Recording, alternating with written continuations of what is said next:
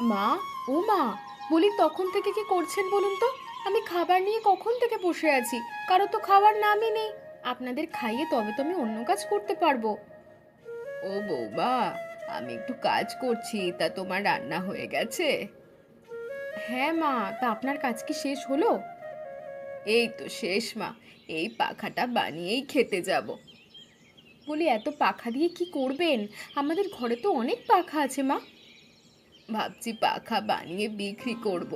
সংসারের যা হাল, কটা টাকা যদি বাসে এই পাখাগুলো বিক্রি করে, তা দিয়ে তো একটু তেল নুন কেনা যাবে। ওসব পাখা কি নেবে মা? গায়ে তো এখন ইলেকট্রিসিটি চলে এসেছে, সবাই তো বিদ্যুৎ দিয়েই পাখা চালাচ্ছে। সবাই কি আর রায়চৌধুরীদের মতো ধনী রে মা? অনেকেই আমাদের মতন গরিব ঘরে বাস করে, তারা অত টাকা দিয়ে বিদ্যুৎ ব্যবহার করতে পারবে না। তাদের জন্য এই পাখাই যথেষ্ট। বেশ, বানান তাহলে। তার আগে এসে খেয়ে নিন, গরমে ভাত তরকারি নষ্ট হয়ে যাবে। যা গরম পড়েছে আজকাল, খেতেও ইচ্ছে করে না। গরমটা একটু বেশি লাগছে মা, কত কষ্ট করে যে রান্না করেছি কি বলবো। আমিও এখনো কিছু খাইনি, ওদিকে অপুটা সেই সকাল থেকে বের হলো। আচ্ছা বৌমা, এক কাজ করো, ভাত তরকারি নিয়ে চলো, কাঁঠাল তলায় চলে যাই, ও জায়গাটা বেশ ঠান্ডা। তাই ভালো হবে মা, গাছগুলো তো রান্নাঘরের পাশেই, তাছাড়া বসার জন্য মাচাও আছে একটা, তুই শাশুড়ি বউ সেখানে বসে খেয়ে নেব। ঠিক আছে, তুমি তবে ভাত তরকারি নিয়ে এসো, আমি জল আর পাখা নিয়ে যাচ্ছি। তাড়াতাড়ি চলে আসুন মা।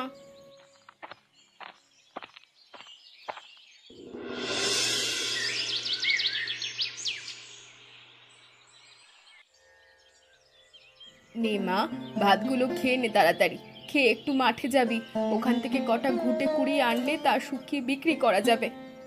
এই রোদে আমি মাঠে ঘাটে চড়াতে পারবো না, রূপ নষ্ট হয়ে যাবে। আর এগুলো কি খেতে দিয়েছো আমাকে বলো তো?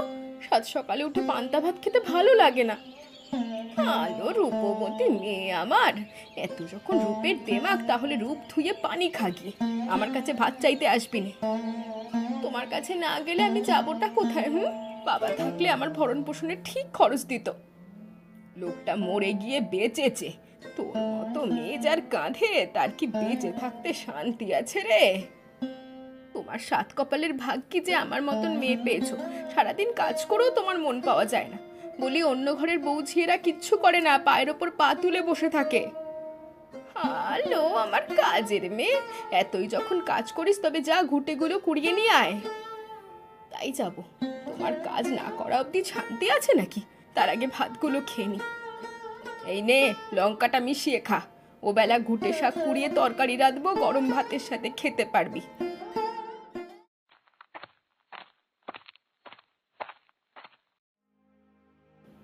দিদি, ও দিদি শুনেছ? চৌধুরী বাড়িতে কলের পাকা এনেছে, সারা গায়ের মানুষ গিয়ে দেখে আসছে গো। কলের পাখা? ওটা আবার কি? ওপরে টাঙানো থাকে, বোতাম টিপলি তো তা ঘুরে ঘুরে বাতাস করে। হিমা, তাহলে তো চৌধুরী গিন্নির অনেক আরাম। পাখার নিচে থেকে দিন রাত আরাম করবে, আর পাড়ার বউ ঝিয়েদের নামে বদনাম করবে। কষ্ট করে তাকে আর পাখা ঘুরাতে হবে না। ও মা, ঘুঁটে কুড়িয়ে ওই বেলা চৌধুরীদের বাড়িতে যাব, তুমি সেগুলো রোদে দিও। কেন রে, ওই বাড়িতে আবার কেন? কলের পাকা দেখতে, তাছাড়া আর কি। ধুর ছাই, ওসব দেখতে যাব না। চৌধুরী গিন্নি বলেছিল মাথায় বড্ড উকুন হয়েছে, সেগুলো এনে তেল দিয়ে দিতে, তাই আজকে গিয়ে দিয়ে আসি। বেশ, যাস খন, তবে বাড়ির কাজগুলো শেষ করে তবেই যাবি। ও নিয়ে তুমি ভেবো না, ও কাজ আমি এক্ষুনি করে ফেলবো।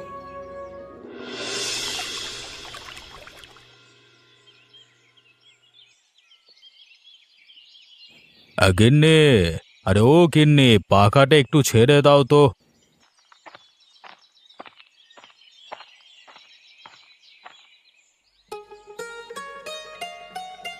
বলি সারাদিন ওটা চালালে কত টাকার বিদ্যুৎ খরচ হবে জানো? একটু তো বাইরে গিয়েও বুঝতে পারো। এরকম আরামদায়ক বস্তু থাকতে বাইরে গিয়ে ঘুরবো কেন?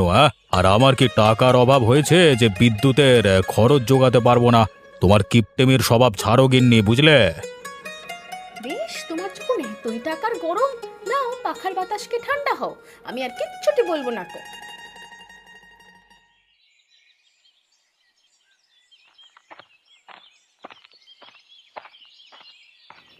দেখেছিস দিদি, দেখেছিস কেমন নিজে নিজে খুঁজছে, হাত দিয়ে একটুও ছুতে হয় না। হ্যাঁ রে, বাতাসটাও অনেক ঠান্ডা, কুয়োর জলকেও হার মানাবে। সে কি, তোরা কারা?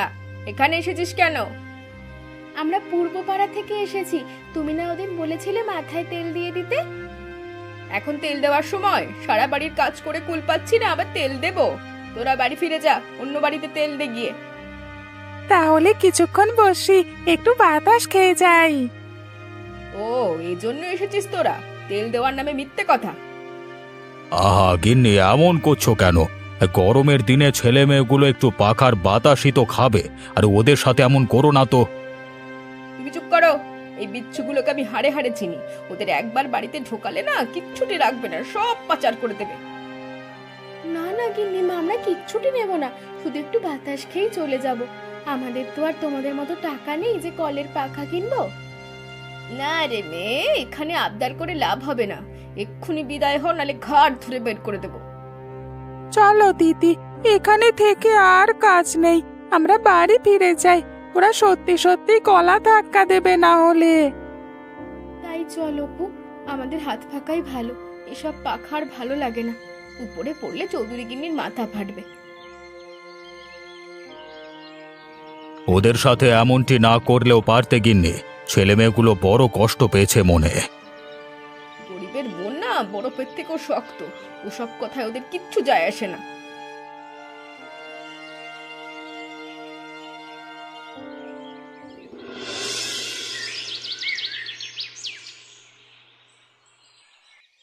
গিন্নি, আরে ও গিন্নি, আমি বাজারে যাচ্ছি, কি কি লাগবে বলো তো?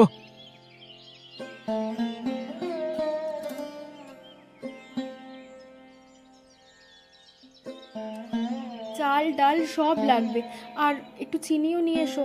যা গরম পড়েছে, চিনি নুন দিয়ে একটু লেবু শরবত করব। আরে হাতে টাকাই তো নাই, এত কিছু আনবো কি করে?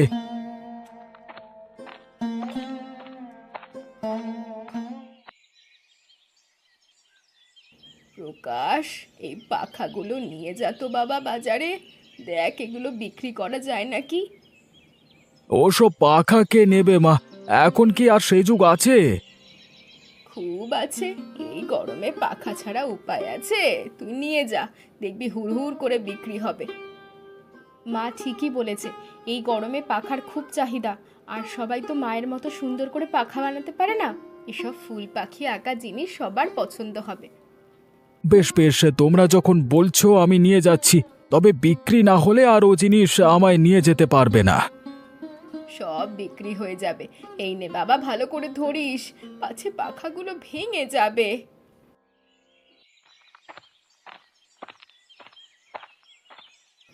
যাক, অবশেষে ওকে দিয়ে পাঠানো গেছে, না হলে আপনার সব কষ্ট বৃথা হতো। এখন বিধাতার কৃপায় বিক্রি হলেই হয়, না হলে ছেলেটা আবার মুখ কালো করে বাড়ি ফিরবে। আশা করি বিক্রি হয়ে যাবে। এখন চলুন মা, রান্নাটা সেরে ফেলি, দুপুরে খাবার তো কিচ্ছু নেই। তাই চলো বৌমা, প্রকাশ আস্তে আস্তে সব রান্না শেষ করে ফেলি। তা বৌমা, অপুটা গেল কোথায়? সকাল থেকে বাড়িতে দেখছি না।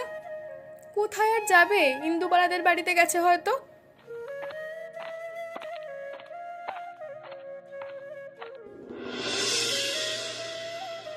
ওই তো এসেছে। কিরে দাদু ভাই, কোথায় ছিলি এতক্ষণ? তোদের চোখ মুখ কেমন লাগছে কেন? কেউ কিছু বলেছে নাকি? পাড়া ছেলেদের সঙ্গে ঝগড়া করেছিস? আজকে চৌধুরী বাড়িতে গিয়েছিলাম মা, ওরা নতুন পাখা কিনেছে তো সেটা দেখতে। তা দেখে এলি? তার হলো কই, চৌধুরী গিন্নির যা মুখ, একটু দাঁড়াতেই পারলাম না ওনার জন্য। বলে কিনা আমরা ও ঘরের জিনিস চুরি করে নিয়ে যাব। ছি ছি ছি ছি, ছোট বাচ্চাদের সাথে এমন করতে আছে। ওই চৌধুরী গিন্নির বয়স বাড়লেও বুদ্ধি বাড়েনি। আর যাস নে ওদের বাড়ি, ওরা ভালো নয়, গিয়ে শুধু মন খারাপ হবে।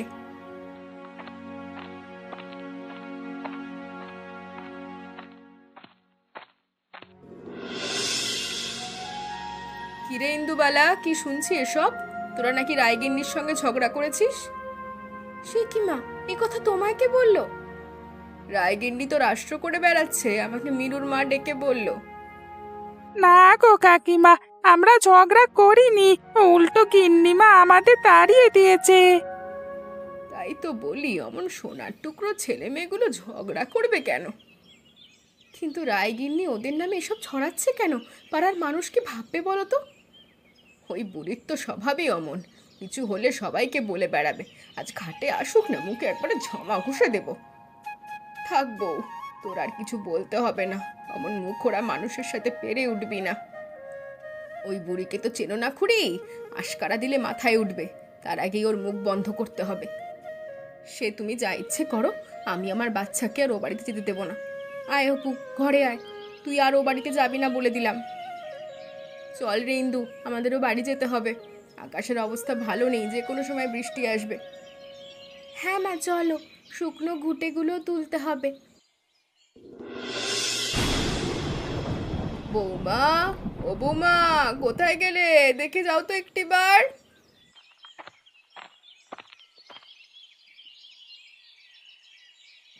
কি হলো মা, ডাকছেন কেন? আকাশের অবস্থা তো ভালো নয় বৌমা, মনে হয় কালবৈশাখীর তাণ্ডব শুরু হবে। কাপড় চোপড় যা আছে তাড়াতাড়ি ঘরে নিয়ে এসো।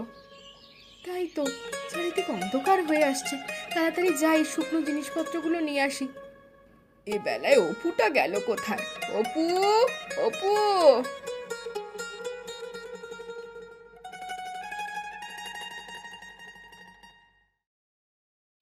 এই তো ঠাকুমা, আমি এখানে আম বাগানে গিয়েছিলাম আম কুড়াতে। এই ঝড়ে কোথাও যাস নে বাছা? দেখছিস না চারিদিক কেমন অন্ধকার হয়ে আছে? ও বউ, প্রকাশ তো এখনো এলো না। এদিকে ঘরটার অবস্থাও তো ভালো নয়, ঝড়ে যদি ভেঙে যায়। আমি কতবার বললাম খুঁটিগুলো পাল্টে দিতে, তাহলে একটু তো শক্ত হতো। ওই তো প্রকাশ আসছে।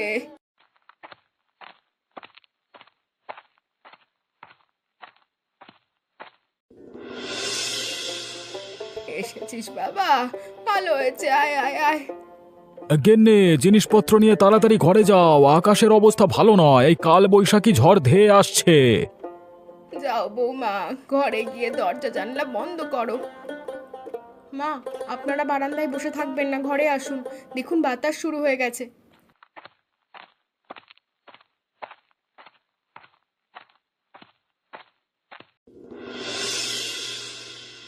অপু, অপু, চল বাগানে যাই, ঝড়ে আম পড়েছে। ওরে হতভাগী, বলে কি? এই ঝড়ে আম বাগানে যাবি? ঘরে আয়, বাজ পড়লে পুড়ে মরবি পোড়ামুখী।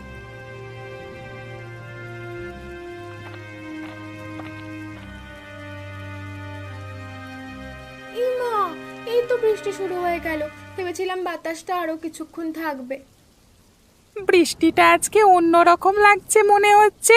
কত বড় বড় ফোঁটা পড়েছে, দেখেছো ঠাকুমা? ইমা, ঘরের চালে কি শব্দ হচ্ছে? কি পড়ছে আকাশ থেকে? আকাশ থেকে শিলাবৃষ্টি পড়ছে, ঘরের চালায় তারই শব্দ পাওয়া যাচ্ছে। এবারে শিলা বৃষ্টিগুলো বড় বড় দেখা যাচ্ছে, একেবারে বরফের টুকরো। হ্যাঁ মা, এত বড় বরফে ফসলের কি যে হবে কে জানে। এত বড় বরফ পড়লে তো বাবা আমাদের গরমের কোনো কষ্ট হবে না।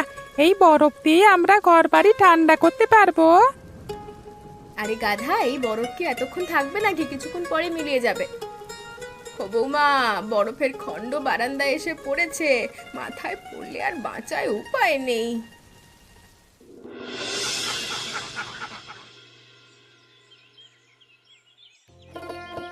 হ্যাঁ রে দিদি, কালকে অনেক মজা হয়েছিল রে।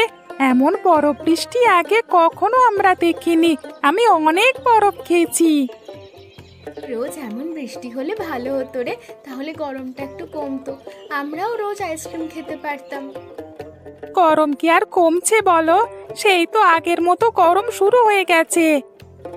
হ্যাঁ রে, গরমের জন্য বাইরে যে একটু ঘুরবো সেই উপায়ও নেই। দেখো দেখো দিদি, রায়চৌধুরীর বাড়িতে কেমন পাখা ঘুরছে। আহা, ওরকম যদি আমাদের একটা থাকতো।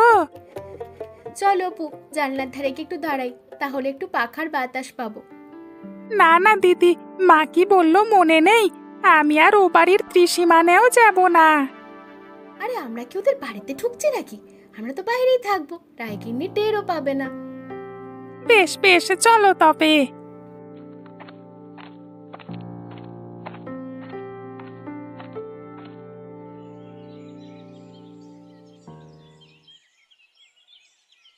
গিন্নি, আরে ও গিন্নি, এক কাপ চা দিয়ে যাও তো। দাঁড়াও, নিয়ে আসছি।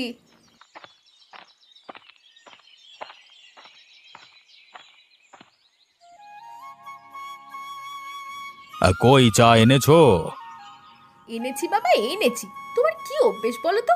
এই গরমে কেউ চা খায়? কোথায় একটু বেলের শরবত, ডাবের জল খাবে, তা না খালি গরম গরম চা। কি করব বলো, বহুদিনের পুরনো অভ্যেস, একটু চা না হলে চলে না। না চললে আর কি করার? আগুনে পুড়ে আমায় চা বানাতে হবে রোজ রোজ? সে কি, তুমি ওদিকে যাচ্ছ কেন? বুঝোনি এখনো? ওই হতচ্ছাড়া ছেলে মেয়েগুলো আবার আমাদের বাড়িতে এসেছে। দাঁড়াও, আজ উচিত শিক্ষা দেব। আরে আরে, এ কি করছো গিন্নি? ওদের উপর চা ফেললে যে সব পুড়ে যাবে। এই যা, ফেলেই দিলে। পুড়ে গেল রে, পুড়ে গেল। আমার সারা গা পুড়ে গেল, কি যন্ত্রণা হচ্ছে। ও দিদি, এ কি পড়লো রে উপর থেকে? শরীর যে সব পুড়ে যাচ্ছে, কি করব এখন? তাড়াতাড়ি চল অপু, ঠান্ডা জল নামতে হবে, নাহলে গায়ে ফোসকা পড়ে যাবে। বেশ হয়েছে, বেশ হয়েছে। এবার মুলুক জলে ডুবে আমাকে আর জ্বালাতে আসবে না। কাজটা ভালো করলে না, বুঝলে? এর ফল তোমাকেও ভোগ করতে হবে। আরে আরে, আমার শরীর এমন চলছে কেন? কি হয়েছে আমার? একেই বলে ধর্মের কল বাতাসে নড়ে। বলেছিলাম না এমনটি করো না। এখন দেখো, বিধাতা তোমাকে শাস্তি দিচ্ছেন। ওগো, আমার সারা শরীর গরমে পুড়ে যাচ্ছে। তুমি তাড়াতাড়ি বৈদ্য কবিরাজ নিয়ে এসো, আমি আর সইতে পারছি না। তুমি একটু ধৈর্য ধরো গিন্নি, আমি নিবারণ কবিরাজকে নিয়ে আসি গিয়ে।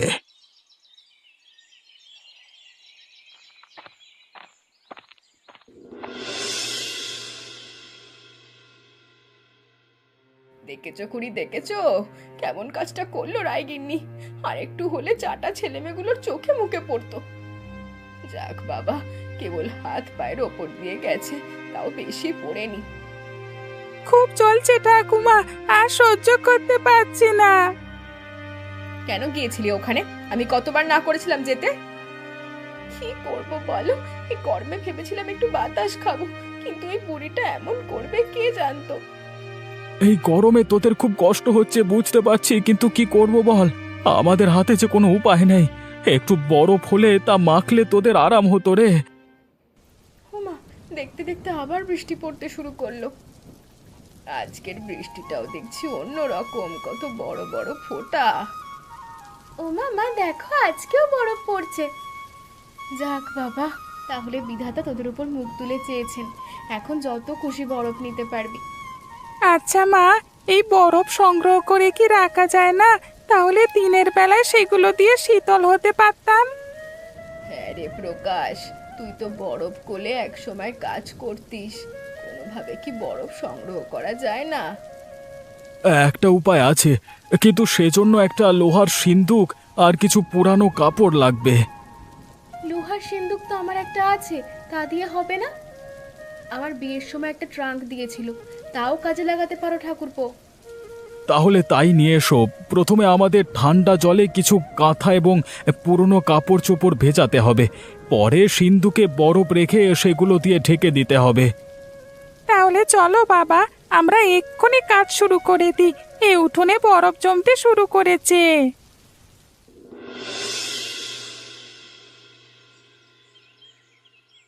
কি দেখলেন কবিরাজ মশাই, সারবে তো এ রোগ?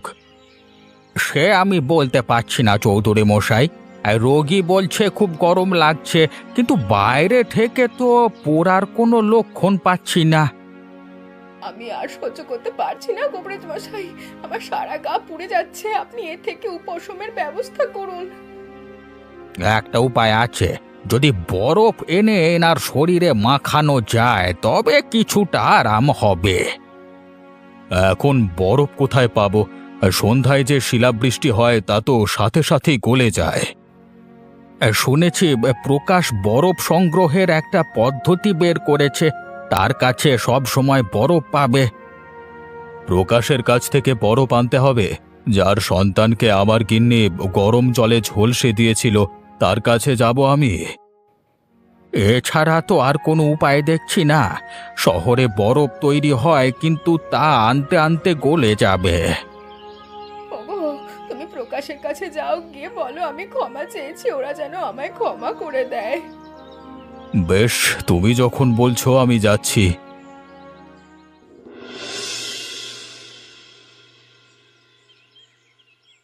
আমাদের কাজ শেষ। এখন এই বরফ কয়েকদিন সংগ্রহ করে রাখা যাবে। এই বরফ খাওয়া যাবে তাই না বাবা? শুধু কি খাওয়া, এই বরফ দিয়ে বাড়িঘর ঠান্ডাও রাখা যাবে। সেটা কিভাবে? গরমের দিনে সিন্ধুকে ডালা খানিকটা খুলে দিলেই হবে গিন্নি। এতে বরফ কিছুটা গলে যাবে, তবে তাতে সমস্যা নেই। প্রতিদিনই তো বরফ বৃষ্টি হচ্ছে, আমরা সেখান থেকে সংগ্রহ করতে পারবো।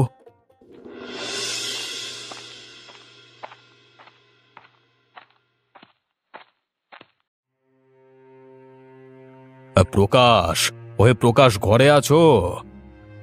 কে কে এলো আবার? আমি রায়চৌধুরী, তোমার কাছে একটা দরকারে এসেছি ভাই। চৌধুরী মশাই, আসুন আসুন। তা কি দরকারে এসেছেন আমার কাছে? আসুন।